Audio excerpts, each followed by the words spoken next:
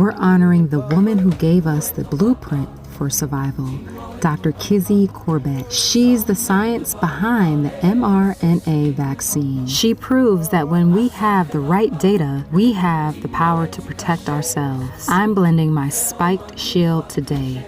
Strawberries, coconut milk, and a spike of cayenne pepper to fire up my circulation. But I don't just drop recipes and leave. Every day on My Lives, we get into the real body knowledge. We break down the science of these ingredients so you aren't just following a trend.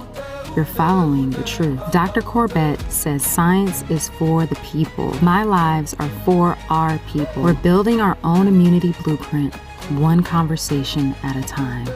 The blender is just the start. Click the link or join my next live to get the full breakdown. Let's get educated.